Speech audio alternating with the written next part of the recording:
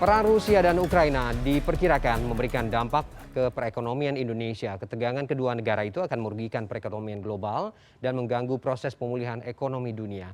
Sejauh apa dampaknya bagi Indonesia kita bahas bersama Direktur Center of Economic and Law Studies Bima Yudhistira. Selamat sore Mas Bima. Selamat sore. Ya, sehat ya Mas?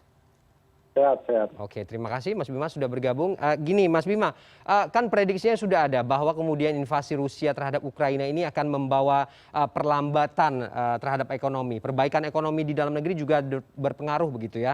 Nah ini secara makro dulu kita melihatnya pengaruh seperti apa yang akan terasa begitu ya, khususnya aktivitas perdagangan dari Rusia untuk Indonesia.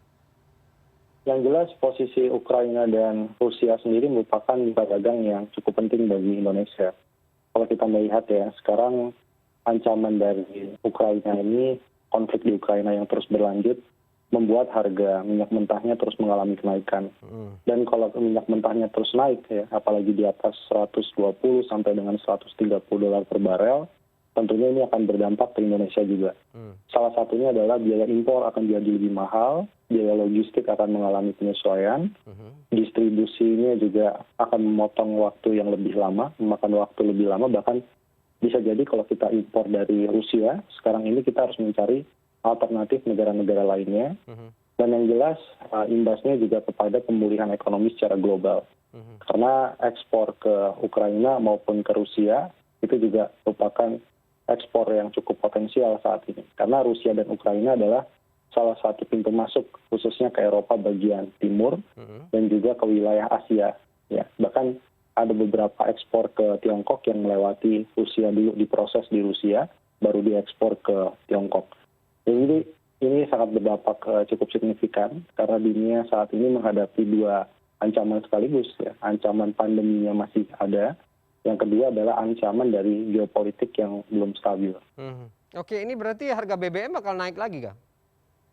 Ya, ini tergantung ya dari dua hal. Yang pertama, kesiapan dari pemerintah, apakah subsidinya mau dikurangi atau kesiapannya ditambah, subsidi energinya ditambah. Mungkin dari 134 triliun akan melebar menjadi 180 triliun.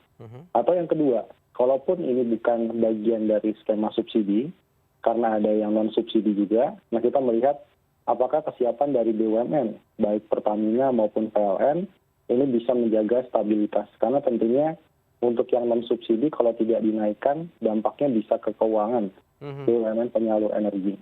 Oke, memberi ini ya tekanan kepada APBN begitu ya? Ya, di sisi yang lain sebenarnya begini, ini menarik karena dalam APBN, ada estimasi terjadi kenaikan pendapatan sampai 111 triliun. Karena diuntungkan dari batu bara, PPH ekspornya naik, sawit, juga penerimaan negara bukan pajaknya naik. Tapi di sisi yang lain adalah memang di belanja pemerintah, khususnya di belanja subsidi energi dan belanja jaminan sosialnya pasti akan lebih besar di 2022.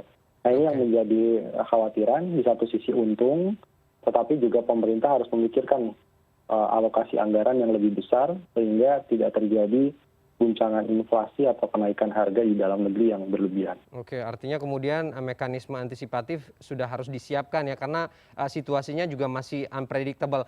Gini, Mas Bima, kalau kemudian tadi kita bicara soal energi ya atau minyak dan gas, katakanlah begitu. Komoditas gandum ini juga katanya cukup berpengaruh terhadap sektor konsumsi. Karena juga itu tadi alasannya biaya logistik dan juga suplai yang terhambat. Pengaruhnya ini akan seperti apa? Apakah kemudian juga harus mencari alternatif untuk mencukupi rantai pasokan di dalam negeri? Iya, selain dari energi memang ya salah satunya kan gandum ini sumber dari Ukraina maupun Rusia, pasar impor yang paling besar. Dan gandum ini bisa dikatakan 100% impor. Karena tidak mungkin ditanam di dalam negeri ya. Kalau memaksakan juga iklimnya nggak cocok. Iklimnya harusnya subtropis. Nah jadi opsi pertama adalah mencari negara-negara alternatif. Misalnya yang paling dekat adalah Australia. Kemudian juga partner dagang kita yang paling besar salah satunya adalah Tiongkok. Ini bisa diminta untuk melakukan kontrak jangka panjang untuk pembelian gandum. Sehingga harganya relatif lebih stabil. Atau yang kedua, memang harus substitusi, bahwa ketergantungan terhadap gandum ini juga punya resiko terhadap ekonomi, terhadap stabilitas harga pangan misalnya. Mungkin kita harus mulai merubah jadi mie instan yang tadinya bahan bakunya adalah gandum, bisa dirubah ke bahan baku alternatif lainnya, bisa dari jagung, kemudian juga bisa dari umbi-umbian yang diproduksi di dalam negeri. Ini juga saatnya kita mengurangi juga ketergantungan tadi. Oke, tapi kemudian harga pupuk juga kabarnya ikut terkerek juga. Gimana dengan alternatif pengganti tadi? Ini masih bisa kemudian ada opsi lain, Mas Bima? Untuk pupuk ya memang yang pupuk yang non subsidi. Kalau untuk pupuk yang subsidi masih ada BUMN ya di bidang pupuk. Justru ini sebenarnya kesempatan.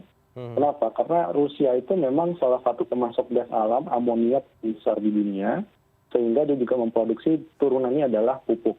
Nah, ini kesempatan ketika Rusia dia dilakukan ya mengalami blokade oleh beberapa negara tujuan ekspor pupuk, Indonesia bisa masuk misalnya ke pasar Vietnam, Malaysia ataupun Thailand di negara yang paling dekat untuk ekspor. Nah, untuk yang di dalam negeri sebenarnya bisa memanfaatkan dari stabilitas harga gas khusus industri, karena harga gas khusus untuk pupuk ini dibedakan, jadi sekitar $6 per MMBTU, sehingga industri pupuk di dalam negeri pun juga bisa mengenjot untuk menutupi kekurangan dari impor pupuk yang berasal dari Rusia khususnya. Oke. Jadi ini sebenarnya saya melihatnya sebagai kesempatan. Oke, soal lain Mas Bima, fluktuasi nilai tukar rupiah katanya juga ini akan memberi dampak kepada perekonomian Indonesia. Ini menjelaskannya secara sederhana bagaimana? Ya, jadi kalau nilai tukar rupiah ini berpengaruhnya terhadap resiko global. Jadi ketika resiko geopolitik meningkat, maka investor itu cenderung untuk menghindari aset-aset yang beresiko tinggi. Jadi mereka keluar sebentar dari negara berkembang, mungkin masuk ke instrumen-instrumen yang lebih aman di negara maju seperti surat utang, pemerintah. Dan ini yang membuat adanya gejolak di nilai tukar. Tapi kalau melihat nilai tukar rupiah dibandingkan dengan kinerja misalnya lira di Turki, kemudian juga real di Brazil, tentunya dibandingkan negara berkembang, rupiah masih relatif cukup stabil karena terbantu oleh booming harga komoditas. Nah, itu yang kondisi yang terjadi saat ini. Oke, Mas Bima, terakhir apa kemudian kebijakan antisipatif dari pemerintah khususnya di dalam negeri sendiri ini memang sifatnya harus menggunakan prinsip kehati-hatian ya, karena situasinya juga masih belum menentu begitu. Yang pertama tentu dari sisi energi yang perlu dilakukan adalah menambah alokasi subsidi. Jadi cukuplah ada kenaikan 2 kali untuk LPG non subsidi. Harusnya memang tidak ada kenaikan karena pemerintah bisa menggunakan dana kompensasi dari keuntungan harga komoditas lainnya yang naik.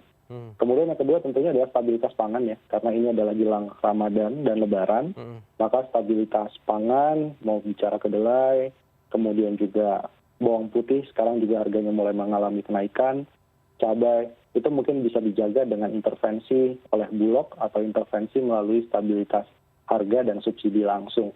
Jadi energi dan pangan ini yang saya kira penting ya, karena kalau ini berkepanjangan tanpa ada mitigasi maka imbasnya kepada inflasi jauh lebih tinggi di 2022 ya. Oke, baik. Semoga sudah siap begitu ya dengan skema antisipasi dengan situasi yang belum menentu seperti sekarang agar kemudian tidak memberi dampak yang semakin berat bagi perekonomian di Indonesia, di tanah air sendiri. Terima kasih Direktur Center of Economic and Law Studies Bima Yudhistira sudah bergabung dengan CNN Indonesia World Now sore ini. Terima kasih.